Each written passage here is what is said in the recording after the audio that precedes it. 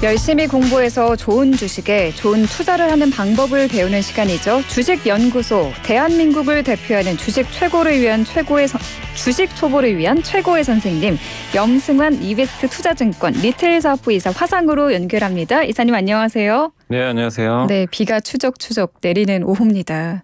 네. 어디서 지금 화상 연결하고 계신 거예요? 저희 여의도 저희 회사 사무실에서 지금. 한번 나와주실 생각은 없으시죠? 아니면 한번 불러주세요. 알겠습니다. 네, 오랜만에 뵈서 반가운 마음에 한번 말씀을 드려봤고요. 오늘 뉴욕 증시 먼저 살펴볼게요. 어떻게 마감했나요? 오늘 이제 미국 증시는 조금 부진했습니다. 물론 뭐 나스닥이 조금 오르긴 했지만 다우나 S&P는 좀 부진했고, 지금 이제 오늘 좀 빠졌던 이유가 미국 S&P 이제 신용 평가사에서 은행 이제 신용 등급 또 강등했다라는 그런 소식이 또 나왔고요. 네. 요즘에 이제 무디스도 그렇고 뭐 신용 평가사들이 이제 미국의 주요 은행들을 신용 등급을 낮추다 보니까 이게 결국 좀 악재로 좀 작용을 하면서 이 다우 지수가 특히 약했던 게 은행주들이 있거든요. 그래서 이 부분이 좀 주가에 좀 영향을 좀 줬다라고 보시면 되겠고, 네. 또 토마스 바킨 리치몬드 연방은행 총재가 미국 경제가 뭐 가속화되고 있다. 이건 뭐 나쁜 뉴스는 아니지만 그만큼 너무 또 경기가 좋다는 건 이게 물가에 부담이 될 수 있잖아요. 그러다 보니까 또 매파적인 발언, 추가 긴축 언급을 했다고 합니다. 그러다 보니까 이제 오늘 미국의 국채 금리죠. 2년물 이 단기 금리가 5%를 또 넘을 정도로 좀 강세를 보였다고 합니다. 그래서 이 부분이 오늘 미국 증시에는 상당한 좀 부담이 좀 됐었고, 기업별로는 이제 아까 말씀드린 대로 은행주들이 조금 부진했고요. 네. 그다음에 이제 뭐 엔비디아가 한 2.7% 빠지면서 반도체도 약간 부진했고, 그나마 좀 애플이 0.8% 좀 올라가지고 나스닥 지수 좀 방어는 해준 상황인데, 근데 요즘에 또 미국에서 지금 실적 발표 시즌인데 유통주들 실적이 좀 안 좋거든요. 근데 그 이유 중에 좀 되게 좀 뭐 아이러니하다는 표현 좀 그런데 미국의 절도 피해가 되게 많나 봐요. 절도요? 그러니까 이제 요새 뭐 현대차 기아도 막 이렇게 미국에서 현대차 기아 같은 경우도 막 이렇게 그 문을 뭐 따고 들어간다거나 뭐 이런 좀 절도 뭐 얘기들도 나오더라고요. 근데 이제 이게 유통사들도 좀 그런가 봐요. 그러니까 절도가 좀 많아가지고 뭐 딕스 스포팅 굿즈라든가 뭐 타깃 같은 이제 대표적인 유통회사들 주가가 오늘 좀 빠졌거든요. 그러니까 이게 실적에 영향을 주고 있다고 합니다. 그 그러니까 물건이 정도로 없어져 절도가 버리는 많은가 거죠. 봐요. 그러니까 이제 미국도 지금 어떻게 보면 좀 양극화가 있다 보니까 이제 그러니까 소득이 좀 줄고 이런 사람들이 결국에 이제 또 절도를 하게 되고, 근데 이제 그런 것들이 적으면 뭐 영향을 크게 안 줄 수도 있는데 미국은 좀 유통업종에 실적까지 영향을 줄 정도로 좀 많나 봐요.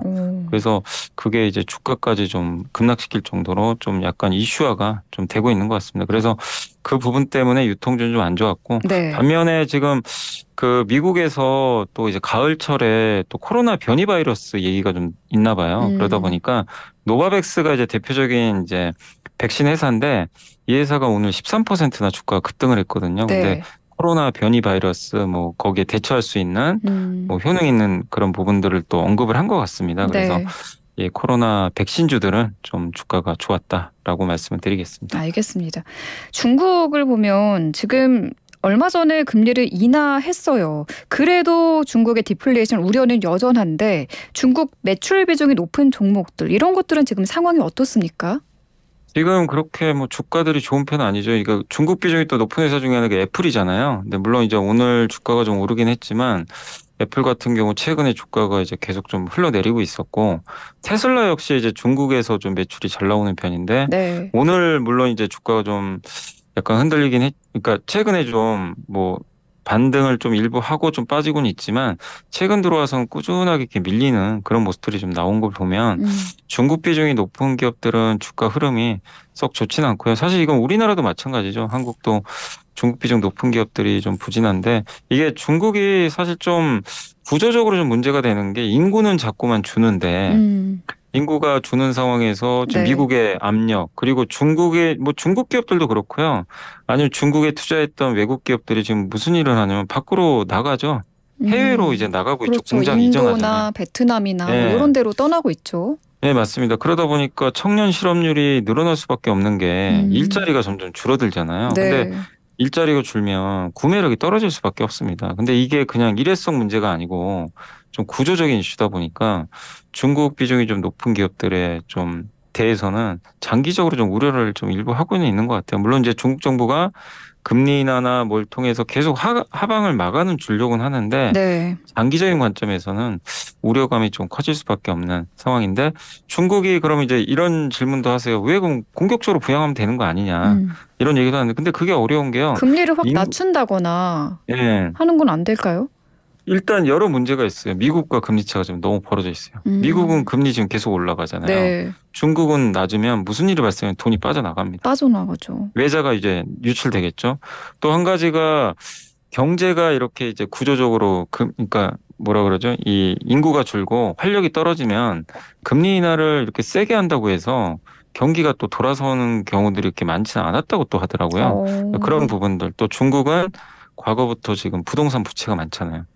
부채가 많은데 여기서 또 금리 인하를 세게 해가지고 부동산 부양해버리면 네. 또 부채 리스크가 또 터져버릴 수도 있거든요. 음. 그러니까 이제 중국 정부가 안 하겠다는 게 아니라 제 느낌은 좀 굉장히 조심스럽게 하는 것 같아요. 음. 이게 좀 확인하면서. 그래서 중국의 좀 답답한 좀 경기 부양은 좀 당분간 더 이어질 수밖에 없는 그런 상황인 것 같습니다. 네, 당분간 어려운 추세가 계속 길어질 수도 있다라는 전망이신데, 근데 우리 경제는 중국 경제랑 함께 가는 게 많잖아요. 네. 그래서 중국 경제가 이렇게 어려워지면 우리나라 수출에도 안 좋을 것이고 좀 악영향이 있지 않을까 생각을 했는데 일각에서는 이런 시각도 있더라고요. 중국의 물가 하락, 디플레이션이 글로벌 인플레이션을 좀 끌어내릴 수 있다라는 긍정적인 시각도 있더라고요. 어떻게 보세요? 물론 이제 그것도 물가에 영향을 주겠죠. 그러니까 이제 중국 지금 디플레이잖아요. 지금 물가가 계속 오히려 막 마이너스 나니까. 네. 중국이 이제 제조업 공장 역할을 했잖아요. 그러니까 중국이 이제 해외로 수출하고 막 이렇게 많이 하니까 그 부분이 긍정적이지만 다만 제 개인적으로는 옛날 같지 않은 게 중국이 지금 보시면 이번에 또 보셨지만 수출이 많이 줄었어요. 음. 미국도 중국 수입을 많이 안 하고 있고. 네. 그러니까 중국이 옛날처럼 공장 역할을 이제 구조적으로 하기가 좀 점점 어려워지거든요. 물론 아직은 하죠. 하는데 뭐 인도나 이런 게 좀 대체 국가들이 좀 생기고 있는 그런 상황이고 그다음에 중국의 꼭 디플레가 아니더라도 지금 보면 미국의 물가도 어쨌든 많이 안정화됐거든요. 미국 물가 3%까지 떨어졌잖아요. 네. 그리고 근원 물가도 떨어지고 있기 때문에 그래서 목표치 2%까지 거의 가까이 온 예. 거잖아요. 근데 물론 조금 또 올라갈 수는 있어요. 유가 음. 올라가니까. 그래서 물론 중국의 디플레가 전 세계 물가를 떨어뜨리는데 뭐 1조는 하겠지만 지금 어쨌든 뭐 우리나라도 그렇고 미국도 지금 물가가 어쨌든 작년보다는 안정화된 상황이고 그리고 저는 디플레를 지금 좋게 안 보는 이유 중에 하나가 제 개인적으로는 지금 중국 경기가 그만큼 안 좋다는 얘기예요. 네. 지금 중국 물가보다 전 중요한 게 중국 경제가 오히려 물가 좀 올라가서 살아나야 된다고 생각하거든요.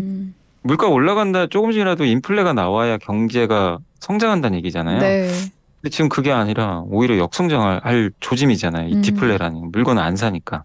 그래서 저는 좀 플러스 효과보다 물가의 플러스 효과, 물가에 긍정적일 수 있겠지만 경기 측면에서 네. 오히려 좀 부정적인 효과가 좀 이어지는 지금 상황이라 디플레가 저는 좋다라고 생각은 안 하고 네. 오히려 중국 물가가 플러스 나면 그게 더 좋지 않을까. 음. 저는 그렇게 좀 생각하고 있습니다. 네. 아, 중국 상황이 참 깜깜해 보이네요. 부동산 부실 위기도 지금 또 터져 나왔고 참 어려운 상황인 것 같습니다. 그럼 지금 기술주들은 어떤가요? 엔비디아가 이제 실적 발표를 앞두고 있지 않습니까? 네. 지금 이제 엔비디아가 이제 우리나라 시간 내일이죠. 내일 새벽에 이제 실적 발표를 할 예정인데 일단 엔비디아 주가는 최근에 한번 확 올랐었거든요. 실적 좀 기대감으로 네. 좀 오른 상황인데 금리가 이렇게 높으면 사실은 주가에 안 좋을 수밖에 없어요. 성장주가. 그럼에도 엔비디아 주가 이렇게 견조한 건 AI 반도체 이쪽에서 이제 거의 독보적인 기업이죠. 근데 AI 반도체 이 시장이라는 게 금리랑 무관하거든요. 계속 이제 기업들 투자하고 우리 인공지능 이제 시대가 오잖아요. 특히 생성형 뭐 이 언어 모델이라 그래서 이제 내일이면 내일인가요, 모레인가 그 네이버도 한국형 그 생성형 AI 모델 발표하거든요. 하이퍼 클로바 X라고. 그렇군요. 그러니까 이제 한국형 챗 GPT죠. 네. 그게 나오거든요. 그러니까 이게 금리랑은 무관한 거죠. 기업들은 계속 성장을 해야 되니까 이쪽엔 돈이 들어가고 그래서 금리가 높은 거랑은 무관하고 엔비디아의 GPU가 또 있어야 돼요. 그러다 보니까 주가가 견조한 건 좀 사실인데 네. 다만 이제 실적에 대한 눈높이가 워낙 지금 높거든요. 그래서 내일 발표될 그 실적에 따라서 그러니까 저는 엔비디아는 금리보다는요. 그 실적이 어떻게 나오느냐에 주가가 좀 결정되지 않을까 이렇게 예상을 하고 있습니다. 네, 1분기에 이어 2분기에도 호실적을 낼지 지켜봐야 할 것 같은데 우리 시각으로 내일 새벽 발표인가요? 네, 내일 새벽에 이제 발표를 하는데 일단 음. 좀 눈높이는 좀 높아서 좀 그게 걱정입니다. 이게 기대가 또 너무 높으면 실망하는 경우도 있어가지고. 지금 개미들은 뭐 엔비디아 형님만 믿을게요 이런 반응이 많이 네. 있던데. 근데 그거 이상으로 이제 엔비디아의 그 젠순왕 CEO가 더 높은 수치를 제시하면 또 급등하겠죠. 네. 네, 근데 이제 그걸 충족을 해줄지가 좀 관건인 것 같습니다. 네, 굉장히 전략적인 그래픽 카드 관련으로 외기를 봐온 엔비디아의 실적 눈여겨보도록 하겠습니다. 뒤에서 저희가 국내 증시 이야기 자세히 하겠지만 엔비디아 이야기가 나온 김에 여쭐게요. 에코프로 이거 쥐고 계신 분들도 많거든요. 최근 한국의 2차 전지주 움직임은 어떻습니까? 요즘에는 좀 부진합니다. 근데 오늘 급락했거든요. 2차 전지주들이 대부분 급락한 이유가 일단 지금 금리가 오르잖아요. 금리가 자꾸 오르면 성장주한테 일단은 할인 요인이에요. 그래서 좀 부담이 될 수밖에 없고 또 지금 테슬라도 그렇지만 주가들이 안 좋은 게 전기차가 우리 현대기아도 그렇고요. 올해 연초 제시한 목표엔 좀 미달하고 있어요. 그러니까 전기차 재고도 좀 쌓이고 판매가 좀 기대에 못 미치는 것도 같더라고요. 오히려 요즘에 하이브리드 차가 더 잘 팔린다. 이러니까 그런가요? 그러니까 전기차가 좀 우리 기대만큼 또 안 하다 보니까 근데 전기차가 폭발적인 성장을 아직은 좀 보여주지 못한다면 거기 들어가는 배터리를 보는 시각도 약간 보수적으로 바뀔 수밖에 없겠죠. 그리고 네. 그게 그냥 우리가 추정하는 게 아니라 실제 실적도 기대 못 미쳤어요. 이번 2분기의 실적들이 뭐 양극재 회사 배터리 만드는 업체들이 눈높이를 미달해 버렸습니다. 근데 이게 3분기까지는 좀 안 좋을 거라고 하더라고요. 그래서 3분기 실적 발표를 10월 말 정도에 할 텐데 그래서 제가 봤을 때는 그때까지는 주가가 좀 부진할 것 같아요. 근데 또 주가 많이 올랐잖아요. 올해 연초 대비 2차 전지가 그랬죠. 굉장히 많이 올랐기 때문에 그러면 이제 그 간극을 좀 좁히는 조정은 좀 나올 수밖에 없다. 그래서 10월까지는 좀 답답하겠지만 다만 좀 긍정적인 말씀을 해드리면 4분기는 좀 전망이 괜찮거든요. 네. 3분기 실적 발표가 좀 끝나면 4분기로 넘어갈 거 아니에요. 그러면 이제 또 10월 지나면서부터는 좀 좋아지지 않을까. 그래서 약간의 좀 한두 달 정도는 조금 부진할 수 있다는 건 좀 염두에 두셔야 될 것 같습니다. 알겠습니다. 자, 미국으로 좀 다시 돌아와서 지금 미국의 10년물 장기 국채 금리가 오르고 있다. 이런 이야기 정말 요새 많이 보이거든요. 네. 이게 우리 금융시장에는 어떤 영향을 주길래 이렇게 이야기가 많은 건가요? 일단 금리가 어쨌든 주식시장은 이익과 밸류에이션의 함수거든요. 그러니까 이익 곱하기 밸류에이션을 하면 이제 주가가 나오거든요. 이제 공식에 의하면 네. 주가를 그러니까 그 이익은 뭐죠? 이익은 이제 사실은 이제 뭐 경기나 기업들의 뭐 실적인데 요 부분이 하나가 있고 그다음에 이제 곱하기 퍼거든요. 퍼는 뭐냐면은 이제 몇 배 줄 거냐. 이익에 몇 배 주면 이제 주가가 나와요. 그러니까 뭐 100조짜리 회사 그러니까 100조 버는데 여기다 10배 주면 1000조 되는 거잖아요. 시가총액이. 그런 건데 그럼 PER은 누가 결정하느냐? 여러 가지 이유가 있는데 PER 결정하는 것 중에 대표적인 게 금리가 결정해요. 네. 금리가 오르면 퍼를 낮춰버립니다. 이게 반대로 가요. 그러니까 이제 밸류에이션이 자꾸 떨어진다고 보는 이유가 저렇게 미국 금리가 막 4, 2년물이 5까지 넘어가면 높게 퍼를 줄 수가 없어요. 그러니까 국채 금리가 오르게 되면 주식 시장에는 악재인 거네요. 악재죠. 부담이죠. 그러니까 이게 천천히 오르거나 뭐 낮은 금리 뭐 예를 들면 1에서 1.5 정도 가면 그렇게 큰 영향을 안 주는데 지금 이제 2년물 금리가 5% 넘어갔고 10년물은 2008년 금융위기 이후 최고치거든요. 14년 만에 뭐 최고치라고 하던데. 그러니까 이제 너무 높은 거죠, 사실은. 이렇게 되면 금리가 또 아시겠지만 너무 높으면 사람들의 가처분 소득이 떨어져요. 네. 소비가 줄 수밖에 없어요. 내가 내야 되는 이자가 늘어나잖아요. 네. 그러니까 결국 경기에도 안 좋고 이제 그런 것들이 또 나중에 실적에도 부담이 되다 보니까 금리가 이렇게 높은 수준을 유지하면 주식시장에 당연히 도움이 될 게 전혀 없습니다. 근데 이게 내려갈 조짐이 없잖아요, 지금.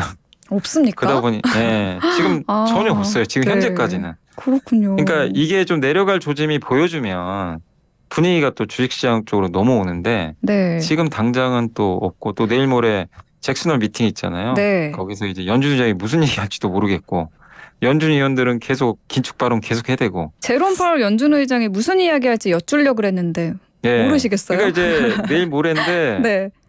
지금 대부분은요, 별 얘기 안 할 것 같다.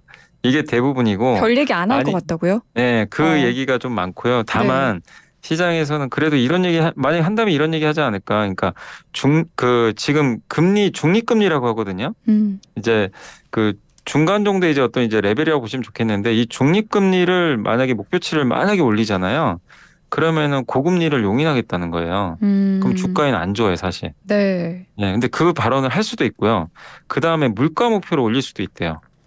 근데 물가를 목표로 올리면 이건 좀 긍정적입니다. 아, 고물가 예전보다 목표 수준을 올리면 2에서 3%로 만약에 물가 목표를 올리게 되면 네. 연준이 고물가를 좀 용인하겠네? 그럼 그러면은 금리 뭐 그러니까 금리가 인상을 중단할 2% 수도 갈 있다. 때까지 예, 그죠?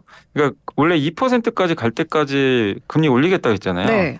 근데 그게 3%로 만약에 올라가면 음. 좀 이제 주식시장에는 좀 여유가 생기는 거죠. 그러니까 이제 오. 둘 중에 뭔 얘기할지 몰라요. 근데 안 할 어. 수도 있고. 그래서 2% 지금 현재 물가 목표치를 올릴 수도 네, 있다라는 그런 가능성이 얘기도 나오고 지금 있군요. 나와요. 왜냐하면 이게 옛날과 다르게 너무 고물가가 고체가 되니까 음. 올려야 되는 거 아니냐. 이런 주문도 지금 되게 많거든요. 그러니까 네. 현실적으로 물가 목표 올려야 된다. 음. 이 얘기가 많이 나와요. 근데 연준은 아직은 얘기를 안 하는데 잭슨홀 미팅에서 그런 얘기가 또 나올지도 봐야 됩니다. 그래서 그 두 가지 부분을 한번 초점을 맞춰주시고 일단 좀 지켜볼 필요는 있는 것 같습니다. 네, 제롬 파월 미 연준 의장 늘 우리가 아는 얘기, 해오던 얘기만 지금까지 어중간하게 참 해왔는데 네, 이번에는 뭐 매파든 비둘기든 좀 분명한 메시지를 줬으면 하는 바람이 드네요.